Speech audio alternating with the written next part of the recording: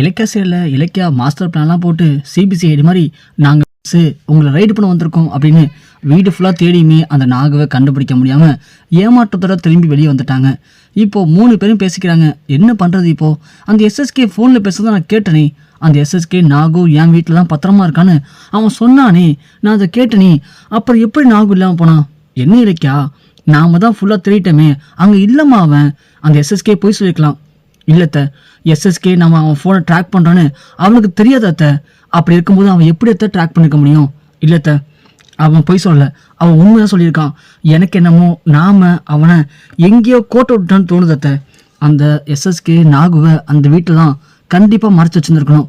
நாம தான் இன்னும் கொஞ்சம் கேர்ஃபுல்லாக தெரிந்தா கண்டிப்பாக அவனை கண்டுபிடிச்சிருந்துருக்கலாம். நாம தான் கோட்டை விட்டுட்டோம். இப்போ என்ன பண்ணுறது இலக்கியா? தெரியலத்த, எனக்கே என்ன பண்ணுன்னு தெரில. கண்ணு கட்டி காட்டு விட்ட மாதிரி இருக்குது. இது வரைக்கும் நமக்கு எந்த தகவலுமே தெரியாமல் இருந்துச்சு. நாகுவால் எல்லா விஷயமும் தெரிய போதுன்னு நினச்சோம். ஆனால் இப்போது நாகுவே எங்கே போவான்னு தெரியல. கார்த்தியை தேட போய் நாகு கிடைச்சான், நாகு தேட போய் இப்போது அவன் காணாமல் போயிட்டான். இப்போது இந்த கேஸ் பார்க்கறதுக்கு வினோதமாக ஒருத்தன் பின்னாடி ஒருத்தவன் நம்ம ஓடிக்கிட்டே இருக்கோம். நமக்கு தேவை கௌதம் தான். ஆனால் கௌதம் காப்பாற்றணும்னா நாம் இப்போது என்ன பண்ணுறதுன்னு ஒன்றுமே புரியலையே. இலக்கியா, இங்கே பாருமா, நீ மனசை விட்டுறாத. எப்படி இந்த எஸ்எஸ்கே எங்கே போயிட போகிறான்? இங்கேருந்து நாகு கடத்திட்டு போனால் வேற எங்கேயாவது வச்சுருப்பாமா? அவன் அதை தவிர எதுவும் பண்ண மாட்டான். நாளைக்கு நான் ஆஃபீஸில் அவனை ஃபுல்லாக வாட்ச் பண்ணுறாமா. அவன் எப்படி யார்கிட்டையாவது ஃபோனில் பேசுவாமா? நீ ஏற்கனவே எஸ்எஸ்கே ஃபோனில் பேசும்போது தானே கண்டுபிடிச்ச நாகு அவன் வீட்டில் தான் இருக்கான்னு சொல்லிட்டு. அதே மாதிரி இப்போ நாகுவை அந்த எஸ்எஸ்கே வேற எங்கேயாவது கொண்டு போய் பதுக்கி வச்சிருப்பான்ல. அப்போது அதை பற்றி நாளைக்கு அவன் யார்கிட்டையாவது ஃபோனில் பேசினா கண்டிப்பாக அது உனக்கு தெரியவும்ல. இலக்கியா, விடுமா, நாம் யாருக்கும் இந்த துரோகம் பண்ணலை. அப்படி இருக்கும்போது நாம் ஏமா பயப்படணும்? கண்டிப்பாக நாம் அவனை காப்பாற்றிடலாமா. நீ பயப்படாத. அந்த நாகுவை அவன்கிட்ட காப்பாற்றி அவன் மூலியமாக கார்த்தியை வெளியே கொண்டு வந்துடலாம். அதே மாதிரி கௌதமி வெளியே கொண்டு வந்துடலாமா? வா போகலாம் வீட்டுக்கு அப்படின்னு 3 பேர் வந்துடுறாங்க. இலக்கியா அந்த அந்த சிப்பு அதை வச்சுக்கிட்டு பக்கத்துலேயே உட்காந்துருக்காங்க. அந்த எஸ்எஸ்கே யார்ட்டாவது ஃபோனில் பேசுவானா? அதில் நாகுவை பற்றி பேசுவானா? நாகு கண்டுபிடிச்ச முடியுமா அப்படின்னு இலக்கியா உட்காந்துருக்காங்க. இங்கே நம்ம எஸ்எஸ்கே கொண்டு வந்து அவனுடைய ஆஃபீஸ் ரூமில் இருக்கிற பீரோவில் தான் நாகுவை அடைச்சி வச்சிருக்கான். அங்கே இருந்தால் நாகு சேஃபாக இருப்பான்னு எஸ்எஸ்கே வச்சிருக்காரு. நம்ம ரேவதி ஆஃபீஸ் போனதுலேருந்து அந்த எஸ்எஸ்கே எங்கே இருக்கான், அவன் என்ன பண்ணுறான்னு பார்த்துக்கிட்டே இருக்காங்க. ஆனால் எஸ்எஸ்கே போனதுக்கப்புறமா நம்ம ரேவதி என்ன பண்ணுறாங்க அப்படின்னா, நாம் எதுக்கும் அந்த எஸ்எஸ்கேடைய ரூமில் போய் பார்க்கலாம். நம்ம இலக்கிய வச்ச சிப் இருக்கா இல்லையா, முதல்ல அதை தேடி பார்ப்போம் அப்படின்னு பார்க்குறாங்க. சிப் அங்கே தான் இருக்குது. ஆமாம், இலக்கிய வச்ச சிப் இங்கே தான் இருக்குது. அப்படின்னா எப்படி நாகு வீட்டிலேருந்து எங்கே போனான்? இந்த எஸ்எஸ்கே என்ன பண்ணியிருப்பான் நாகு அப்படின்னு துணியை வச்சு யோசிச்சுட்டு இருக்காங்க. அப்போது அங்கே ஆப்போசிட்டில் இருக்கிற பீரோ லைட்டாக ஆடுற மாதிரி சவுண்டு கேட்குது. அதை பார்த்த உடனே நம்ம ரேவதிக்கு லைட்டாக அதிர்ச்சி. ஏன்னா இது அந்த பீரோவில் ஆடுற மாதிரி சவுண்டு கேட்குது அப்படின்னு பார்த்தா அந்த பீரோ கிட்ட போகும்போது எஸ்எஸ்கே உள்ளே வரான். உள்ளே வந்தோடனே, ஏய் புஷ்பா, நீ என்ன பண்ணுறீங்க? இல்லை சார், துடைக்கிறது வந்தேன். துடைக்கிறதுக்கு இதான் நேர காலமா? இங்கே பார், உங்ககிட்ட ஏற்கனவே வாட்டி சொல்லியிருக்காங்க, நான் கேபினில் போக என் கேபினுக்குள்ளே யாரும் வரக்கூடாதுன்னு சொல்லியிருக்கானே இல்லையா? ஏற்கு நீ வந்தேன்? இல்லை சார், நீங்கள் இல்லாமல் தொடச்சலான்னு வந்தேன். மழை வேலையே போகல அப்படின்னு சொல்லுவோம். இல்லை சார், இந்த பீரோ லைட்டாக அழுக்காக தொடச்சிட்டு போ சார்.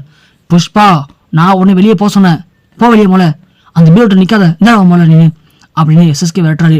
ரேவதி சைடால் பார்த்துட்டே போகிறாங்க. அந்த பீரோவில் அசைறதை பார்த்துடுறாங்க. அப்போது அந்த பீரோவில் ஏதோ இருக்குது. இன்னும் வேற நம்மளை இந்த பீரோக்கிட்ட போகாமல் இப்படி திட்டுறானே அப்படின்னு இங்கே புஷ்பா மாதிரி இருக்க ரேவதி வெளியே வந்துடுறாங்க. இருந்தாலும் அவங்களுக்கு அதே கண்ணாக இருக்குது. நம்ம எஸ்எஸ்கே லஞ்சுக்கு சாப்பிட்லான்ட்டு போகிறான். அப்போ கூட நம்ம எஸ்எஸ்கே கேபினை பூட்டிட்டு போயிடுறான். ரேவதி வந்து பார்க்குறாங்க, கேபின் பூட்டி இருக்குது. என்ன பண்ணுறது இப்போது? அப்போது அந்த பீரோவில் இருக்கிறது யாராக இருக்கும் அப்படின்னு நம்ம ரேவதிக்கு சந்தேகம் வந்துடுச்சு. இலக்கியாவை கால் பண்ணி சொல்கிறாங்க, இலக்கியா, அவன் ரூமில் இருக்க பீரோவில் ஏதோ ஒன்று இருக்குது இலக்கியா. எனக்கு என்னமோ அந்த நாகு தான் அதில் இருப்பான்னு நினைக்கிறேன். அந்த பீரோ அசைஞ்சுது. நான் பார்க்கலான்னு போகும்போது கரெக்டாக வந்து எஸ்எஸ்கே வந்து என்ன போயிடும் தடுத்துட்டான். எனக்கு இப்போ என்ன பண்ணுன்னு தெரியல இலக்கியா. நான் இப்போ என்ன பண்ணேன் அப்படின்னா, அத்தை நீங்கள் அங்கே இருங்க அத்தை, ஏதாவது சந்தர்ப்பம் அடிக்கும், நான் ஏதாவது பண்ணுறேன், வேணாம் பண்ணவா நான் இப்போ அவனை கால் பண்ணுறேன். தாச்சா இன்னைக்கு ஆக்சிடென்ட் ஆகிடுச்சு, நீங்கள் உடனே வாங்கன்னு சொல்லி கால் பண்ணுறேன். அவன் உடனே பதவி அடிச்சுட்டு வருவான். அந்த கேப்பில் நீங்கள் அந்த கேபின் உள்ள போயிடுங்க, போயிட்டு அங்கே நாகூர் காரன் பார்த்துருங்க அத்தை. சரி இலக்கியா அப்படின்னு ஃபோன் வைக்கிறாங்க. எஸ்எஸ்கே சாப்பிட்டு வரான். சாப்பிட்டு கை கழுவிட்டு இருக்கும்போது எஸ்எஸ்கேக்கு ஒரு ஃபோன் வருது. இது மாதிரி உங்கள் மனைவி தாச்சா இனி காரில் வரும்போது ஆக்சிடென்ட் ஆகி இங்கே இருக்காங்க, நாங்கள் பக்கத்தில் இருக்க ஹாஸ்பிட்டல் அட்மிட் பண்ணியிருக்கோம், நீங்கள் உடனே கிளம்பி வாங்க அப்படின்னு சொல்ல எஸ்எஸ்கே பதறி அடிச்சுட்டு கேபினை மூடாமல் பதட்டத்தோட கிளம்பி உடனே ஓடுறான். அதுக்குள்ளே ரேவதி உள்ளே புந்து அந்த நாகம் இருக்க பீரோ போய் தட்டுறாங்க. அங்கேருந்து நாகும் பீரோவில் போட்டு அசைக்கிறான். ரேவதிக்கு என்ன பண்ணு தெரியல. அந்த பீரோ சாவி எங்கே இருக்கும் அப்படின்னு தேடுறாங்க. பார்த்தா எஸ்எஸ்கேடைய டிராவில் அந்த பியூல் சாவி இருக்கு. அதை எடுத்து திறக்கிறாங்க. திறந்தா உள்ள நாகு வாய்க்கலோட இருக்கான். அதை பார்த்தோம் ரேவதி ஷாக்காகி இலக்கியாவை கால் பண்ணுறாங்க. இலக்கியா, நாகு இங்கே தான் இருக்கான். அப்படியா அத்தை, அவனை எப்படி தாங்க காப்பாற்றி வெளியே கொண்டு வந்தாங்க அத்தை அப்படின்னு சொல்ல உடனே ரேவதி கட்டளை அவுத்துறாங்க. நாகோனே, ரொம்ப நன்றி மேடம்.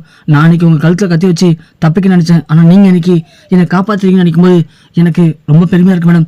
நான் பண்ண எல்லா தப்புக்கும் பிராச்சித்தமாக நான் பண்ண தப்புக்கான ஆளுங்களே என்ன காப்பாற்றுறதை நினைக்கும் போது நான் உண்மையிலேயே ஏதோ புண்ணியம் பண்ணியிருக்க போல மேடம் அப்படின்னு சொல்ல, இங்கே பண்ணாகும் இப்போது அது முக்கியம் இல்லை.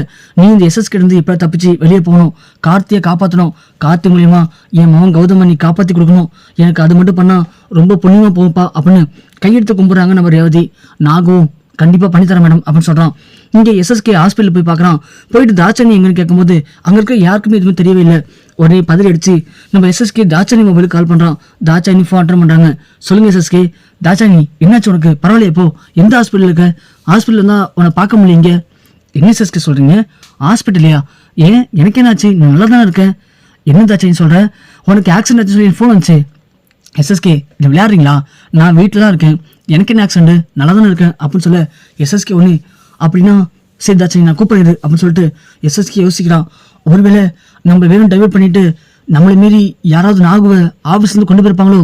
இல்லையே, நாகு ஆஃபீஸில் இருக்கிறது யாருக்குமே தெரியாது. இருந்தாலும் நம்ம உடனே ஆஃபீஸ்க்கு போகலாம் அப்படின்னு எஸ்எஸ்கே பதறி அடிச்சுட்டு ஆஃபீஸ்க்கு போயிட்டு இருக்கான். இங்கே நம்ம ரேவதி, இங்கே இப்போ நாகும் இந்த ஆஃபீஸ் ஃபுல்லாக கேமரா இருக்குது. கண்டிப்பாக நீ இப்படியே போனால் நீ மாட்டிப்ப.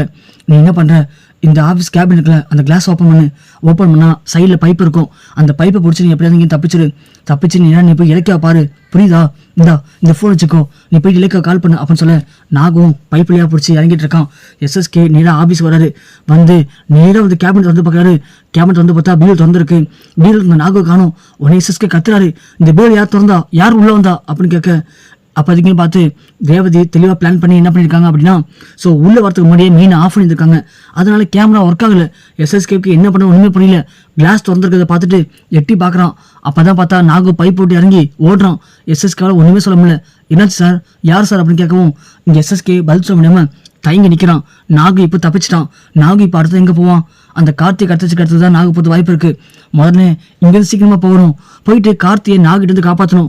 நாகு மட்டும் கார்த்தியை கொண்டு போய் இலக்கியாட்ட ஒப்படைச்சோன்னா அப்புறம் 2 நாள் கழிச்சு வர கோர்ட்டு ஹியரிங்கில் இலக்கியா கார்த்தியை கோர்ட்டில் ஒப்படைச்சி இந்த நாகு மூலியமாகவே இந்த கேஸுக்கும் கௌதமுக்கும் எந்த சம்மந்தமும் நிரூபிச்சிருவா. அது மட்டும் இல்லாமல் எல்லாத்துக்கும் காரணம் நான் தான் சொல்லி நாகு மட்டும் ஒரு சாட்சி சொன்னால் போதும். அப்புறம் இது வரைக்கும் நான் போட்ட எல்லா திட்டமும் வேஸ்ட்டாக போயிடும். அப்புறம் கார்த்திகை கடத்தல் வழக்கில் நான் உள்ளே போயிடுவேன். அப்படி மட்டும் நடந்துச்சுன்னா அதுக்கப்புறம் நான் உயிரோடக்கத்தில் அர்த்தமே இல்லாமல் போயிடும். அந்த இலக்கியா கௌதம் 2 பேர் நான் தோற்று போயிட்டேன்னா நான் வாழ்றதுல அர்த்தமே இல்லை. விடமாட்டேன் இலக்கியா, நான் உன்னை பழி வாங்க விடமாட்டேன். கௌதம், நான் உன்னை என்ன பண்ணுறேன் மட்டும் பாரு அப்படின்னு எஸ்எஸ்கே கொந்தளிச்சு என்ன பண்ண தெரியாமல் அங்கேருந்து வெறி பிடிச்ச மிருகம் மாதிரி கிளம்பி வெளியவும் போகிறான்.